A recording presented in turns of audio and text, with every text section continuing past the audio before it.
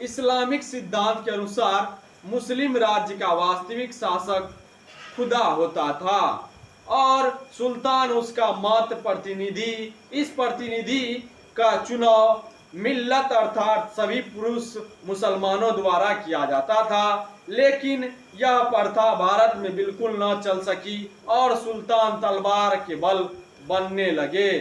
दिल्ली सल्तनत की प्रकृति सैनिक शासन की हो गई और समस्त राज्य पर सेना का शासन चलता था। महत्वपूर्ण स्थानों पर किले बनाए गए ताकि सीमाओं की सुरक्षा की जा सके। सरकार का कार्य मात्र कर एकत्रित करना और कानून व्यवस्था बनाए रखना था।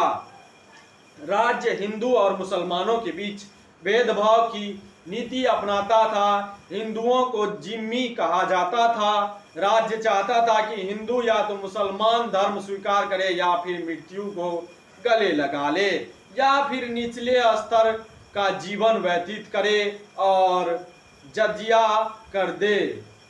तो लेकिन डॉक्टर मेहदी हुसैन ने यह सिद्ध करने का प्रयास किया कि हिंदू लोग गुलाम वंश के शासन काल में काफी सुखी और समृद्ध थे और उन्हें किसी भी प्रकार हतोत्साहित नहीं किया जाता था और उन्हें हर संभव सहायता प्रदान की जाती थी। लेकिन उनका यह प्रयास अन्य इतिहासकारों को संतुष्ट न कर सका और उनका यह प्रयास असफल रहा और इतिहासकारों की धारणा पूर्व की भांति ही बनी रही।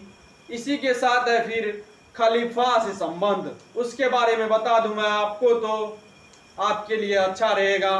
तो 12वीं शताब्दी में ऐसा समझा जाता था समस्त संसार में केवल एक मुस्लिम राज्य है और खलीफा उसका शासक साथ ही वह धार्मिक नेता भी था। भारतीय गुलाम शासकों ने खलीफा की सर्वोच्चता नाम मात्र के लिए स्वीकार की और स्वतंत्र रूप से शासन करते रहे। उन्होंने सिक्कों और खुतबे पर खलीफा नाम खुदवाया। यह प्रथा 1258 ईस्वी के बाद भी चलती रही। इसी के साथ है इल्तुतमिश दिल्ली का प्रथम तुर्की सुल्तान था जिसने खलीफा से सुल्तान के कपड़े स्वरूप स्वीकार किए और बगदाद के खलीफा का नाम सिक्कों पर खुदवाया। सैद्धांतिक रूप से सभी सुल्तानों ने स्वयं को खलीफा का नायब घोषित किया।